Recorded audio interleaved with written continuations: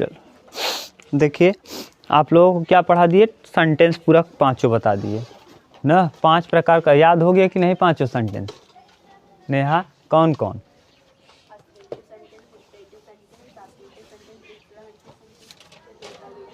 हाँ, interrogative sentence, ठीक।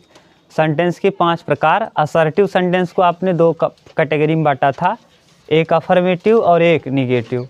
Affirmative क्यों कहते हैं, निगेटिव क्यों कहते हैं, ये भी आपको बता दिए ना। उसका नाम अफर्मेटिव ही क्यों कहते हैं, उसको हम निगेटिव ही क्यों कहते हैं, ये भी बता दिए। उसके बाद आप लोगों ने देखा इंटरोगेटिव। इंटरोगेटिव भी 2 प्रकार का, एक सिंगल और एक डबल। उसको सिंगल क्यों कहते हैं, उसको डबल क्यों कहते हैं, ये भी बता दिए। इसके बाद आप लोगों को बताए थे ऑप्टेटिव सेंटेंस, फिर एक्सक्लामेटरी सेंटेंस, फिर ऑप्टेटिव, एक्सक्लामेटरी, उसके बाद एक और था इम्परेटिव। सबके विषय में आपको बता दिए कि क्या होता है। और सेंटेंस शब्द जो है अगर वाक्य की तरह यूज करोगे तो नाउन होता है, ठीक। और सेंटेंस यानी यदि आप सजा की तरह यूज करोगे तो ये वर्ब होता है, ठीक। सजा देना, तो ऐसी स्थिति में क्या हो जाएगा, वर्ब हो जाएगा। अब हम लोगों को पढ़ना है उसके आगे।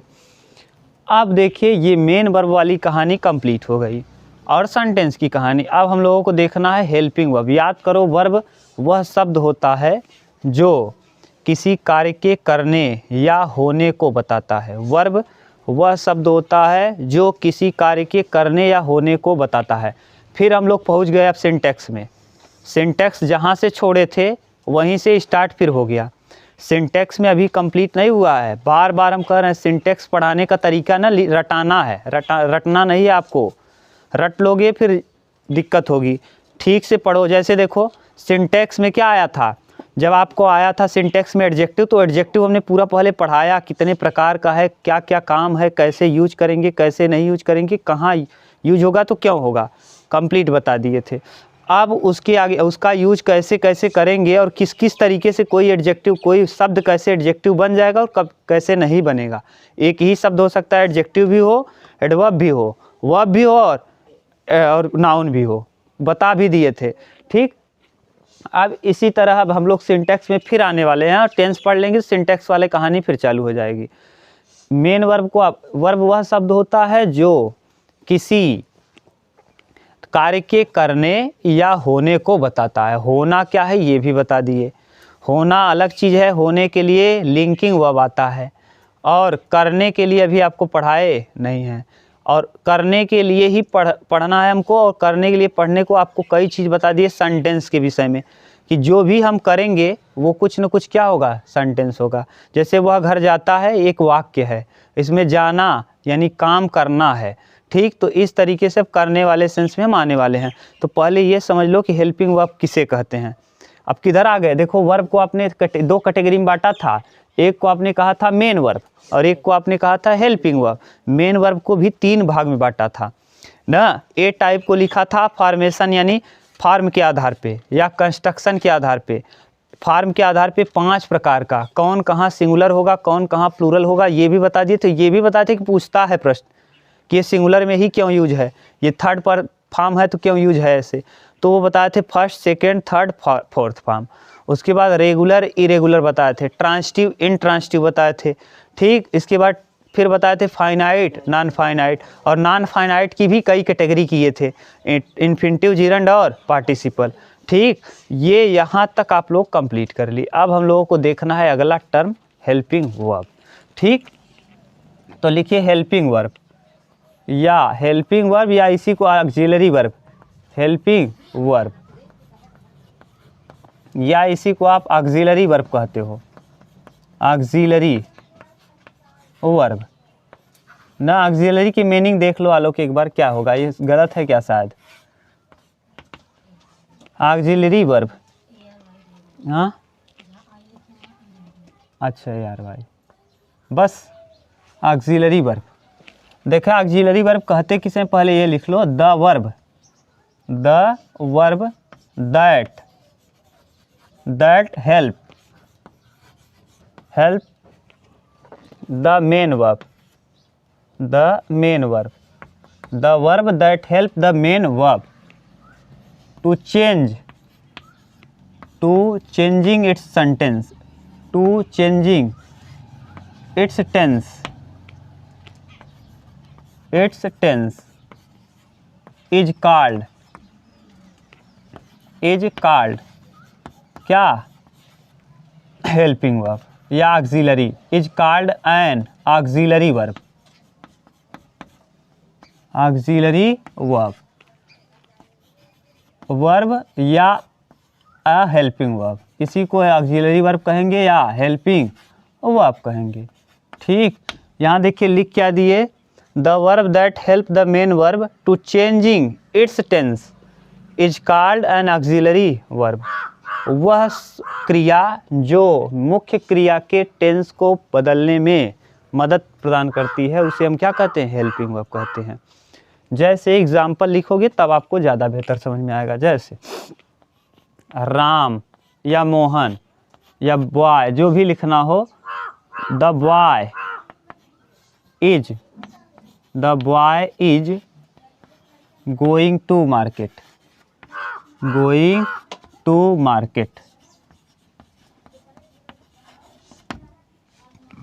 The boy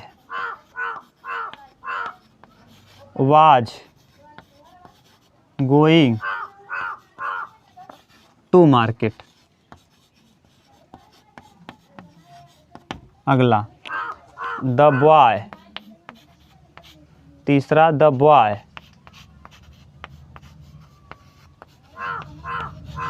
will be going to market. देखो ध्यान से देखो, तो ये तो है मुख्य क्रिया, और याद करो ये फॉर्म के आधार पे है ना, चौथा फॉर्म है ना, ये याद है। तो ये फॉर्म के आधार पे आईएनजी रूप, गो, गोज, गो, वेंट, गान, गोइंग, चौथा गोज। ठीक, ये है चौथा, गो, वेंट, गान, गोइंग, गोज।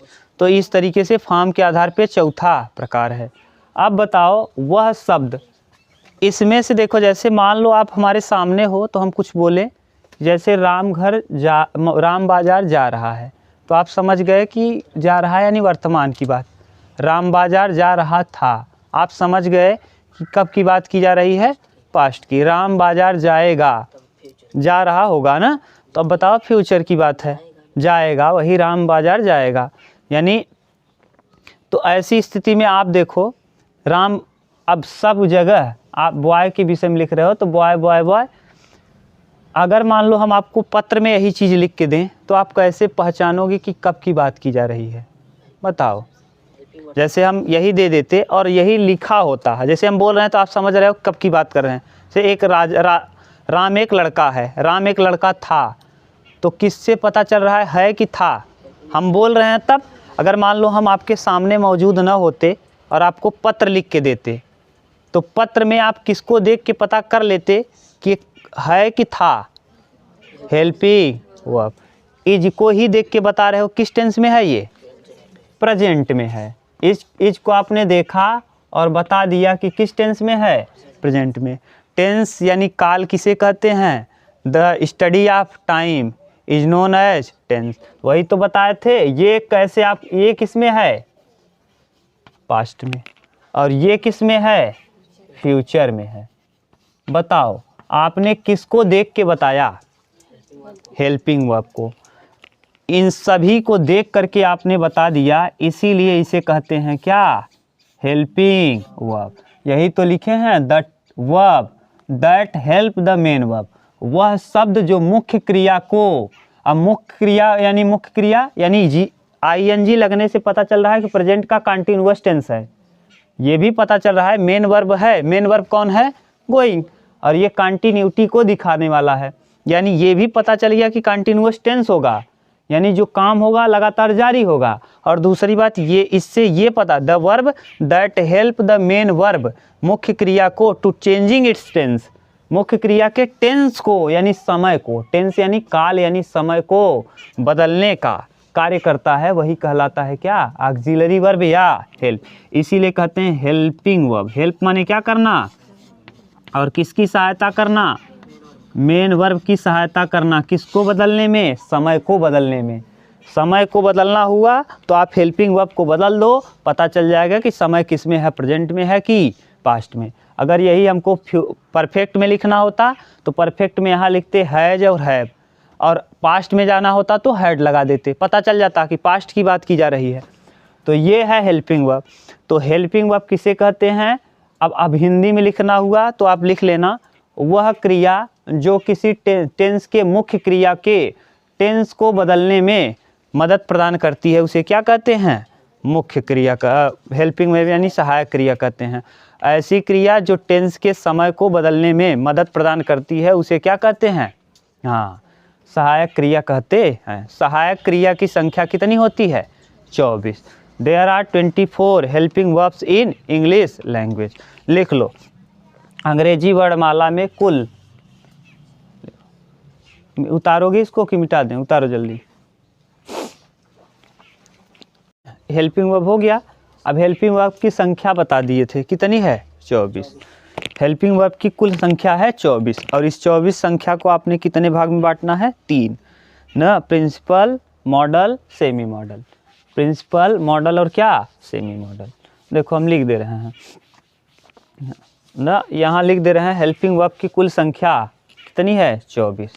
तो लिख लो, देयर आर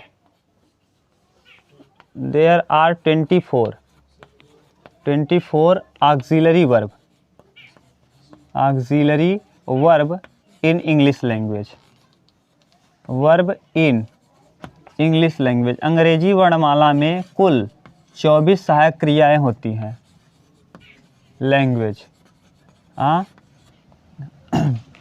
अंग्रेजी वर्णमाला में कुल कितनी? And they have been divided, and they have been divided into 3 kinds. They have been ये पैसिव वॉइस में लिख रहे हैं, been divided into 3 kinds, और इसे हम कितने भाग में बांटते हैं? 3। and they have been divided into 3 kinds। Hindi में लिखना हो तो लिख लो, अंग्रेजी वर्णमाला में कुल 24 सहायक क्रियाएं होती हैं जिसको हम 3 भाग में बांटते हैं। कितने भाग में? 3। They have been divided into 3 kinds। कहाँ गया? They have been divided into 3 kinds, यहाँ 3 लिख दो। They have been divided into 3 kinds, और इन्हें हम कितने भाग में बांटते हैं? 3 kinds। अंग्रेजी वर्णमाला में कुल 24 सहायक क्रियाएं होती हैं जिसको हम 3 भाग में बांटते हैं। ठीक, तीनों भाग के नाम लिखो। 3 kinds जो हैं ये 3 kinds, एक लिख लो प्रिंसिपल, एक लिख लो मॉडल, और एक लिख लो सेमी मॉडल। प्रिंसिपल, मॉडल और सेमी मॉडल। यानी प्रिंसिपल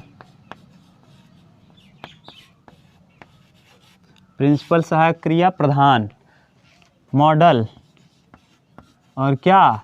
सेमी मॉडल, मॉडल और सेमी मॉडल। प्रिंसिपल, मॉडल और सेमी। प्रिंसिपल के अंतर्गत आता है, देखो क्या क्या आएगा, हम लिख दे रहे हैं। 3 तो आएगा प्रेजेंट सिंपल वाले में।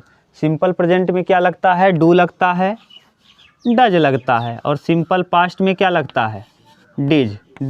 निगेटिव में डिड लगता है, डू, डज और डिड। और परफेक्ट में क्या लगता है? हैज, हैव और क्या?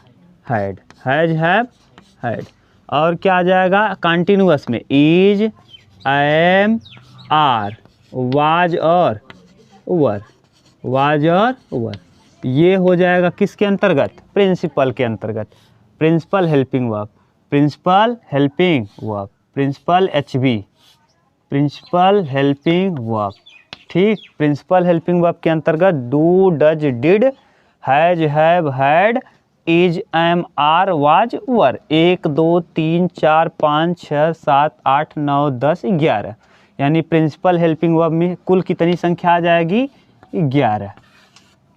ठीक, मॉडल में देखो क्या क्या आ जाएगा। मॉडल में विल का पास्ट फॉर्म होता है वुड, विल का पास्ट फॉर्म वुड। सैल का शुड, सैल का शुड। कैन का कुड, कैन का पास्ट फॉर्म कुड।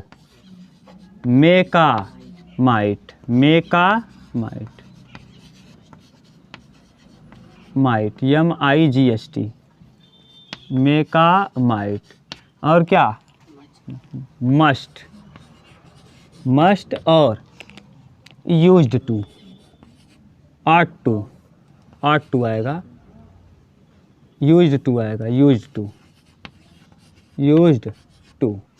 ठीक, अब यहाँ गिन लीजिए 1 2 3 4 5 6 7 8 9 10, यानी मॉडल में कितने, 10। सही है। अब यहाँ 3 आता है, नीड, डेयर और यूज्ड टू, नीड, डेयर और ऑट टू। एक बार इसको देखो तो नीड, डेयर और ऑट टू यहाँ आता है, यूज टू वहाँ आता है क्या, शायद उल्टा बोल दिए हैं। यहाँ आएगा ought to, OUGST, ought to, और यहाँ यूज्ड टू, यूज्ड टू 3 जगह से, 3 तरीके से। यूज्ड टू एडजेक्टिव भी होता है, नाउन की तरह भी यूज होता है, और ये हेल्पिंग वर्ब की तरह भी यूज किया जाता है ना, कंफ्यूज मत होना, उतार लो। ये है हेल्पिंग वर्ब की कुल संख्या। गिन लो, आप यहाँ कितने हो गए, 3, गिन लो पूरा, 24 हो गया। यही 24 हेल्पिंग वर्ब आप उपयोग करते हो। ठीक, टेंस को लिखने में इन्हीं 24 हेल्पिंग वर्ब का उपयोग किया जाता है। उतार लो तब लिखें आगे। चलो अब बता तो लोगे ना, हेल्पिंग वर्ब किसे कहेंगे, the verb that help the main verb to changing its tense is called helping verb. Helping verb वह वर्ब होता है जो मेन मुख्य क्रिया के टेंस को बदलने में सहायता करता है, इसीलिए इसको कहते हैं हेल्पिंग वर्ब। और हेल्पिंग वर्ब की कुल संख्या 24, हेल्पिंग वर्ब की कुल संख्या 24। तो लिखेंगे देयर आर 24 ऑक्सिलरी वर्ब या हेल्पिंग वर्ब, ऑक्सिलरी कहो या हेल्पिंग कहो। There are 24 auxiliary verb in English language and they have been divided into 3 kinds. और उसे हम कितने भाग में बांटते हैं, 3 भाग में। अंग्रेजी वर्णमाला में कुल कितनी 24 सहायक क्रियाएं होती हैं, जिसको हम 3 भाग में बांटकर पढ़ते हैं, एक प्रिंसिपल, एक मॉडल और एक सेमी मॉडल। प्रिंसिपल के अंतर एकदम आसान है। पहले आप प्रेजेंट इंडिफिनिट वाला याद कर लो। प्रेजेंट इंडिफिनिट में निगेटिव में डू और डज लगता है और पास्ट में डिड लगता है। प्रेजेंट में डू डज डिड हो गया, हैज हैव हैड हो गया, इज एम आर वाज और वर। बता लोगे कौन कौन, is am are was were has have had do does did, ये हो जाएगा प्रिंसिपल। मॉडल में एकदम आसान है, will, would, can, could, should ना। विल का ऐसे अगर ऐसे याद करोगे ज़्यादा आसान रहता है। विल का पास्ट फॉर्म वुड, कैन का कुड, शैल का शुड और मे का माइट। उसके बाद 3 बचता है, मस्ट बचता है, ऑट टू, मस्ट और ऑट टू। पढ़ लो, हो गया काम। अब कल याद करो, मे से ही हम लोग ज़्यादा परमिशन के लिए यही लगता है। आगे पढ़ेंगे हम लोग, घबराओ मत, बहुत अच्छे से पढ़ लेंगे इसको सब। इसकी कहानी क्या, कहाँ कहाँ कैसे होगा, सब धीरे धीरे करके। और सेमी मॉडल में 3 आता है, नीड, डेयर और यूज्ड टू। यूज्ड टू 3 तरीके से काम करता है। यूज्ड टू जरूरी नहीं कि हेल्पिंग वर्ब ही हो, यूज्ड टू एडजेक्टिव की तरह भी काम करता है, यूज्ड टू हेल्पिंग वर्ब की तरह भी काम करता है, यूज्ड टू नाउन की तरह भी कार्य करता है। जैसे हम उपयोग करेंगे यूज्ड टू वर्ब की तरह भी, ही इज यूज्ड टू ना स्मोकिंग, वह धूम्रपान का क्या है, आदि है। ही इज यूज्ड टू, अब यहाँ देखिए मेन वर्ब का काम किया, ही इज आ गया हेल्पिंग वर्ब और यूज्ड टू हो जाएगा क्या, main verb. He is used to smoking, वह किसका आदी हो चुका है, धूम्रपान का आदी हो चुका है। यहाँ आदि के लिए आया, हेल्पिंग वर्ब का काम नहीं कर रहा। तो जरूरी नहीं है कि यूज्ड टू हमेशा हेल्पिंग वर्ब का काम ही करे। ठीक, हाउ डेयर यू, तुम्हारी हिम्मत कैसे हुई, तो ये डेयर लगता है ना, तुम्हारी हिम्मत कैसे, हाउ डे यू, तो डेयर यू होता है तुम्हारी हिम्मत कैसे हुई। ये सब हम लोग सेंस देखेंगे आगे, धीरे धीरे सेंटेंस आता रहेगा तब। तो हेल्पिंग वर्ब बताओ, अगर किसी को प्रॉब्लम हो तो बताओ। हेल्पिंग वर्ब की कुल संख्या सही है, हाँ डेयर नाउन भी है, हाँ चुनौती ना, समझ गए। अब लिखो इंटरोगेटिव वर्ड, अब हम धीरे धीरे पैसिव की तरफ और नरेशन की तरफ बढ़ रहे हैं ना। सब धीरे धीरे बता रहे हैं। अब आगे जब हम चलेंगे तो जैसे हम कहेंगे कि दिस इज स्मूथ, इसका पैसिव नहीं बनेगा। हम कह दें दिस इज स्मूथ, तो इसका पैसिव नहीं। अब आप कक्षा 10 में थे, थोड़ा सा आप लेवल डाउन था, अब डाउन थोड़ा सा लेवल अप होगा, तब आप कैसे बनाओगे इसको? इसका डायरेक्ट तो पैसिव नहीं बनेगा। दिस इज स्मूथ, स्मूथ शब्द क्या है? एडजेक्टिव है। यह कैसा है? चिकना है। तो कौन चिकना है? यह चिकना है। यह शब्द क्या है? एडजेक्टिव। यह शब्द है प्रोनाउन। याद करो, दिस दैट दिस दोज कौन सा प्रोनाउन था? Demonstrative pronoun. तो दिस दैट दिस दोज तो डेमोस्ट्रेटिव प्रोनाउन है। और दिस इज स्मूथ, स्मूथ है तो कौन? यह प्रोनाउन। प्रोनाउन के विषय में जो बताता है एडजेक्टिव, स्मूथ शब्द एडजेक्टिव है। अब बताओ, अब ये सब्जेक्ट है और यहाँ ऑब्जेक्ट है, और बिना ऑब्जेक्ट का पैसिव बनता है? इसका मतलब इसका पैसिव नहीं बनेगा, हम बनाएंगे ना। अब यही आपको सीखना है। This is smooth when we touch it. जब हम इसको क्या करते हैं? स्पर्श करते हैं, तब यह हमको क्या महसूस कराता है? मुलायम महसूस। बिना टच करे करोगे? एक से एक अब बनाएंगे हम लोग, तब सीखेंगे। इसीलिए हम पूरा अभी से पूरा रच रहे हैं हिस्ट्री, क्या क्या करना है और किस तरीके से वहाँ बनाना है। ठीक, इसीलिए अभी से एकदम अलर्ट हैं। इसीलिए 24 का 24 बता दिए। अब देख लो 13 है, इंट्रोगेटिव वर्ड होता है। लिखो interrogative word, interrogative word, interrogative word, interrogative word. There are लिखो, there are 13, there are 13 interrogative, interrogative word are question word, are question word.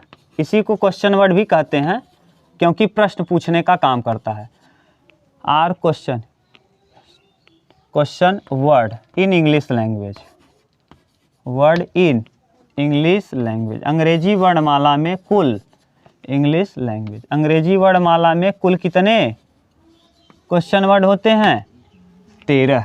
अंग्रेजी वर्णमाला में कुल 13 इंट्रोगेटिव वर्ड होते हैं, यानी प्रश्नवाचक वाक्य होते हैं। या इंट्रोगेटिव वर्ड कह लो या क्वेश्चन वर्ड यानी प्रश्नसूचक वाक्य होते हैं।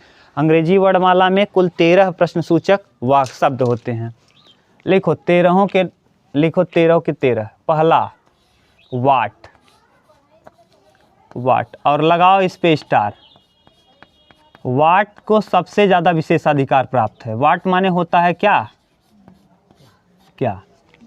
और यह 3 चीज़ें दिखाता है। यह प्रोनाउन भी होता है, यह एडजेक्टिव भी होता है, यह एडवर्ब भी होता है, यह एडवर्ब भी होता है। जैसे व्हाट इज योर नेम, तुम्हारा नाम क्या है? My name is Ramesh. यहाँ इस किसका काम किया? वाट, प्रोनाउन का। क्यों? क्योंकि वाट के स्थान पे जस्ट आ जाएगा कलर ना। विच इज, जैसे व्हाट इज योर नेम, तो नाम शब्द जो आया वाट की जगह पे आप कोई न कोई नाम बताओगे, और नाम शब्द है क्या? नाउन। और जो नाउन के विषय स्थान पे आता है वही कहलाता है क्या? प्रोनाउन ना। हु व्हाट एब्यूज यू, तुम्हें किसने गाली दी? तो जो गाली देगा ना, या मान लो कोई, इसको छोड़ दो, व्हाट इज योर नेम हो गया। अब विच लगा दोगे, which is your favourite colour, which दूसरा हो जाएगा। तो व्हाट को हम एडजेक्टिव की तरह बना रहे हैं। मान लो what colour do you like, what colour do you like most, तुम्हें कौन सा रंग सबसे ज़्यादा पसंद है? कौन सा रंग, अब जब रंग बताओगे तो व्हाट कलर, कलर शब्द है क्या? नाउन। और नाउन के विषय में बताओ, लाल कलर। तो कलर कौन सा कलर? लाल कलर। कलर शब्द है नाउन, और जो नाउन के विषय में बताता है उसकी विशेषता। मिर्च तो कैसी मिर्च? काली मिर्च। कलर तो कैसा कलर? लाल। तो लाल कलर किसके विषय में बताया? तो हो जाएगा क्या? एडजेक्टिव। क्लियर? इसी तरीके से सेंटेंस ये ज़्यादा ही काम करेगा, इसीलिए यहाँ लिख दिए कि व्हाट प्रोनाउन की तरह भी काम करेगा, एडजेक्टिव की तरह भी काम करेगा, और एडवर्ब की तरह। लिखो दूसरा सेंटेंस, दूसरा लिखो वेन। वेन, वेन का मतलब होता है कब। दूसरा वेन, वेन का अर्थ लिखो कब। वेन, वेन का मतलब कब, और कब ये केवल और केवल एडवर्ब होता है। एडवर्ब, एडवर्ब कैसे एडवर्ब हुआ देखो। तुम कब बाजार गए थे? मैं कल बाजार गया था। कब के स्थान पे क्या आया? कल। और याद करो एडवर्ब ऑफ टाइम, पढ़ा दिए हैं। ये क्या है? Adverb of time. ठीक, तो मैं कल बाजार को, तो ये क्या कहलाता है? एडवर्ब। आगे व्हेन के बाद तीसरा लिखो, तीसरा एडवर्ब में लिखो तीसरा हुज। वेयर लिख लो, वेयर, वेयर, वेयर,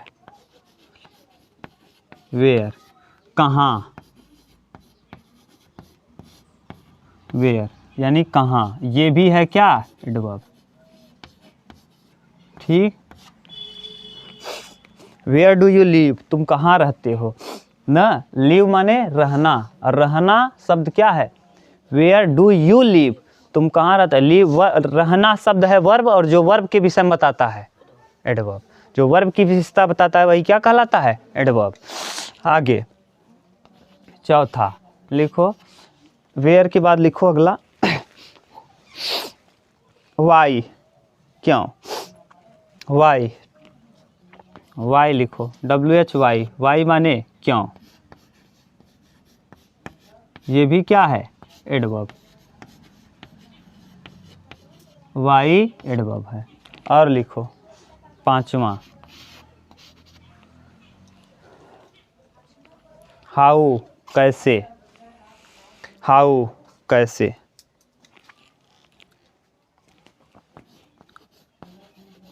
हाउ कैसे, हाउ आर यू, तुम कैसे हो? I am fine, adverb. How क्या है? एडवर्ब है। छठवां लिखो,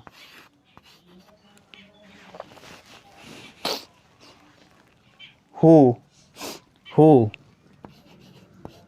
हु, हु आर यू, तुम कौन हो? हु माने कौन, हु माने कौन, लिखो, ये भी एडवर्ब लिखो, who.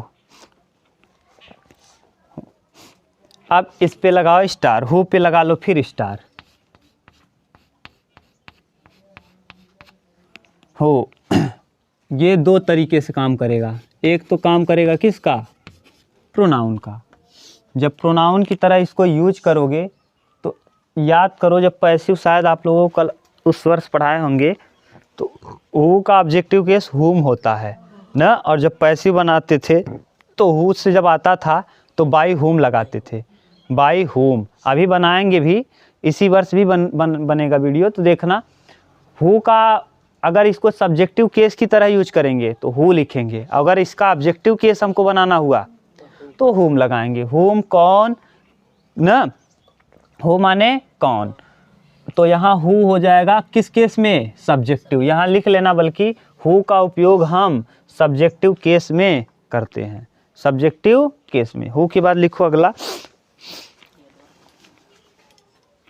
Who can be used as a subjective case. Who का उपयोग हम किस तरह, हाँ, हु का उपयोग हम किस तरीके से करेंगे? सब्जेक्टिव केस में। वेन लिखो, वेन किसने किसको, वेन किसने किसको, वेन माने कब। अच्छा, वेन लिख लिए हो, वेन माने कब। होम, होम लिखो, होम, होम, WH, इसका ऑब्जेक्टिव केस लिख लो, होम। प्रोनाउन ये भी है, होम, होम ये भी प्रोनाउन है, होम। ये बार बार होम लिख रहे हैं और आप सोच रहे हैं प्रोनाउन हम क्यों लिखा रहे हैं? होम है प्रोनाउन ना, होम माने किसने या किसको, किसने या किसको, किसको। अगर ये प्रोनाउन है तो बताओ आप, प्रोनाउन किसका काम कर सकता है? सब्जेक्ट और ऑब्जेक्ट बनने का काम कर सकता है। इसका मतलब इसका पैसिव बन सकता है। सब्जेक्ट और ऑब्जेक्ट बनता कौन है? या तो प्रोनाउन या तो ना। बताओ, ये बन जाएगा, इसका पैसिव बनेगा, इसका बनेगा, इसका बन जाएगा, इसका बन जाएगा। यानी जो जो प्रोनाउन की तरह यूज हो रहे हैं उनका बनेगा, और जो नहीं यूज हो पा रहे हैं उनका पैसिव बनेगा ही नहीं। इसीलिए लिख रहे हैं खूब अच्छे से। आठवां, हम पैसिव की तैयारी अभी कर रहे हैं यहाँ से। आठवां लिखो, होम हो गया। हाउ मच, हाउ मेनी पहले लिख लो, हाउ मेनी, हाउ मेनी। कितना, कितना, फॉर काउंटेबल नाउन, कितना, कितना फॉर काउंटेबल नाउन, लिख लो कितना फॉर काउंटेबल नाउन ना, हाउ मेनी, कितना फॉर काउंटेबल नाउन। लिख लेना एडजेक्टिव और एडवर्ब ये दोनों करेगा काम। ये किसका किसका काम करेगा, एडजेक्टिव का भी करेगा और एडवर्ब का भी काम करेगा। एडवर्ब दोनों का काम करेगा, एडजेक्टिव और एडवर्ब का। हाउ मेनी के बाद 9वां लिखो how much. How much, how much, how much का उपयोग हम कब करेंगे, कितना या कितने के सेंस में ना, कितना या कितने के सेंस में, लेकिन अनकाउंटेबल नाउन में ना। How much water in the pond, माने तालाब में कितना पानी है, पानी को आप गिन पाओगे नहीं, तो कितना कितने के सेंस में हम हाउ मच का उपयोग करेंगे, लेकिन किस सेंस में, uncountable noun, for uncountable noun. ये भी होगा क्या, एडजेक्टिव और एडवर्ब, एडजेक्टिव और एडवर्ब। लिखो एडजेक्टिव और एडवर्ब। विच कौन, प्रोनाउन और एडजेक्टिव। विच 10 नंबर, विच, विच लिखो, विच प्रोनाउन और एडजेक्टिव दोनों है। विच, विच माने किसका किसकी ना, किसका या किसकी, तो ये प्रोनाउन भी है और ये एडजेक्टिव भी है। प्रोनाउन डैश एडजेक्टिव, प्रोनाउन के साथ साथ ये क्या है, एडजेक्टिव भी है, याद करके रखना। और अगर ये प्रोनाउन है तो इसका क्या बनना संभव है, पैसिव बनना संभव है। हुज लिख लिए हो, हुज किसका किसकी, हाँ विच हो गया ना, विच कौन सी, हुज किसका किसकी, हुज लिख लो, प्रोनाउन और एडजेक्टिव। हुज 11 नंबर, हुज किसका किसकी, किसका किसकी, ये भी प्रोनाउन और एडजेक्टिव है, ये प्रोनाउन और एडजेक्टिव है, प्रोनाउन प्लस एडजेक्टिव।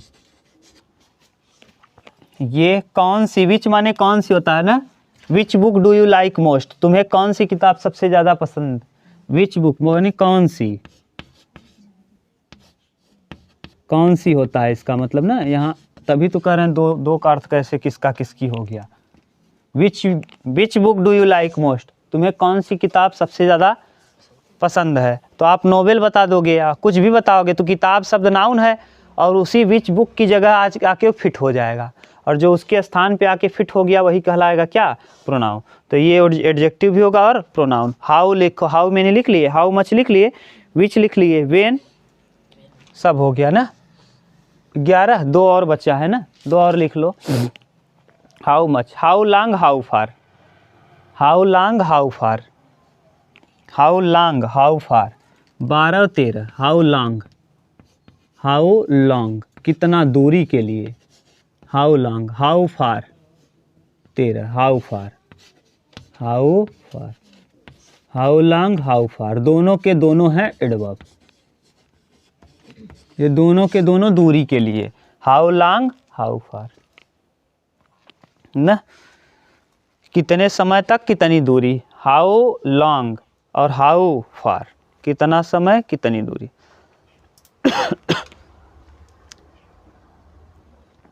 ठीक, अब ये 13 के 13 क्वेश्चन वर्ड हैं, इन 13 को आप अच्छे से लिख लिए। अब हम देखो याद करा दे रहे हैं, घबराओ मत, सब याद हो जाएगा आपको।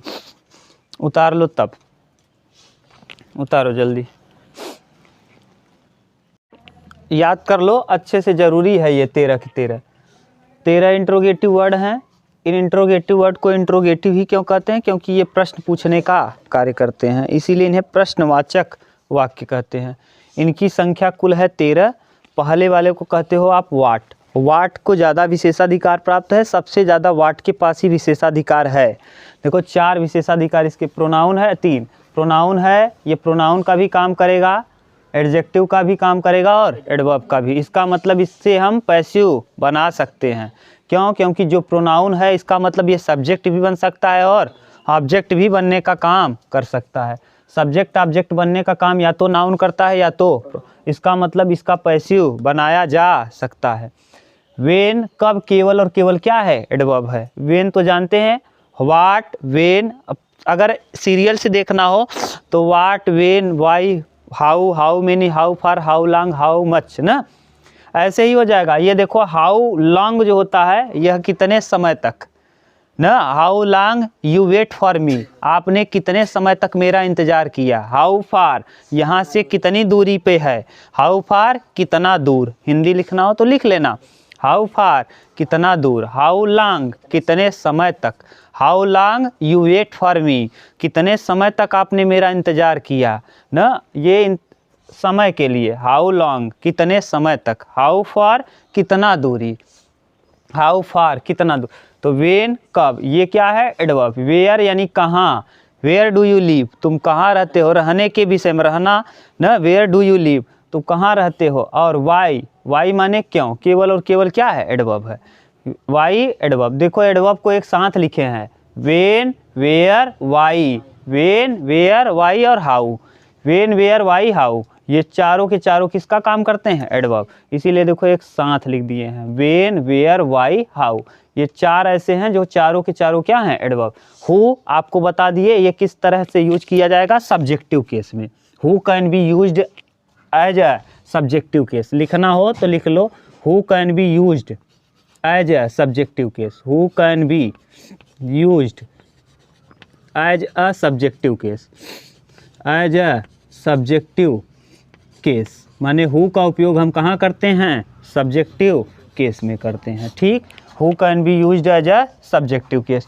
हु के बाद आ जाएगा whom, whom can be used as a objective case, इसका हम हमेशा यूज कहाँ करेंगे, ऑब्जेक्टिव केस में, और उसका यूज सब्जेक्टिव केस में। और यही बन जाएगा सिंटैक्स ना, हु जहाँ लगाना रहेगा वहाँ लगा देगा होम, और गलती हो जाएगी क्योंकि ऑब्जेक्ट क्या, जैसे हम कहें, जैसे आप लोग लिखते हो रमेश सेड टू मी, कि Ramesh said to I me, Ramesh said to me ना, तो ऑब्जेक्ट की जगह आ रहा है तो ऑब्जेक्टिव केस, और यही वाला बन जाता है सिंटैक्स में, यहाँ हु लास्ट में आएगा। अगर हम हु को यहाँ से सब्जेक्ट के स्थान से कहाँ लाएंगे, ऑब्जेक्ट के स्थान पे, तो हु नहीं लिख करके बल्कि क्या लिख देंगे, और यही होता है सिंटैक्स की गलती। ठीक, ध्यान से जानते रहो, अभी पढ़ाएंगे, अभी छोड़ के आए फिर पढ़ाएंगे।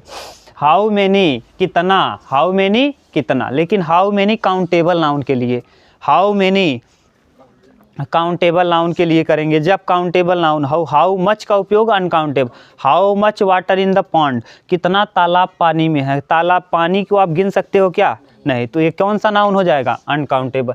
तो हाउ मैनी का उपयोग हम किस में करेंगे, काउंटेबल नाउन में, और एडजेक्टिव और एडवर्ब दोनों की तरह यूज हो जाएगा। और हाउ मच का उपयोग हम करेंगे कितना के सेंस में, लेकिन अनकाउंटेबल नाउन में, दोनों का कितना मतलब है, लेकिन ये अनकाउंटेबल के लिए, ये काउंटेबल के लिए। दूसरा, ये भी एडजेक्टिव और एडवर्ब दोनों होगा। विच कौन सी, यानी प्रोनाउन और एडजेक्टिव दोनों की तरह यूज करते हैं। Which book do you like most, book शब्द नाउन है, नाउन के पहले जो आया है एडजेक्टिव, तो यानी which book do you like most, तुम्हें कौन सा किताब सबसे ज़्यादा पसंद है, ये आ जाएगा, प्रोनाउन की तरह काम करेगा, और एडजेक्टिव की तरह भी काम करता है। अगला है हुज, कितना, किसका या किसकी ना, हुज बुक इज दिस, यह किसकी किताब है। हुज चेयर इज दिस, यह किसकी कुर्सी है। तो किसका किसकी जब लगाओगे तो प्रोनाउन की तरह भी यूज कर लोगे एडजेक्टिव। हाउ लॉन्ग जानते ही हो, हाउ लॉन्ग किसके लिए, हाउ लॉन्ग माने कितने समय तक, और हाउ फार माने कितना दूरी। तो कुल मिला के इंट्रोगेटिव वर्ड की संख्या कितनी है, 13, और ऑक्सिलरी माने जो हेल्पिंग वर्ब की संख्या 24। अब हेल्पिंग वर्ब और इंट्रोगेटिव शब्द अब जान गए। अब हम लोगों को लिखना है टेंस। अब टेंस पढ़ेंगे कल। टेंस हेडिंग डाल लेना, present continuous tense, past continuous tense, और perfect present continuous, past continuous, future continuous एक साथ निपटाएंगे। क्यों, क्योंकि उस सभी में जाने का बोध होता है। हम पहले ऐसे नहीं कराते, हम पहले कार्य जारी वाला करा देते हैं, फिर प्रेजेंट और पास्ट। प्रेजेंट और पास्ट में ना ज़्यादा डिफरेंस है, ज़्यादा क्वालिटीज़ है, इसीलिए हम लोग उसको अलग से करेंगे। कल करेंगे 7:30 बजे, 7:30 बजे, 7:10-15 से पढ़ेंगे।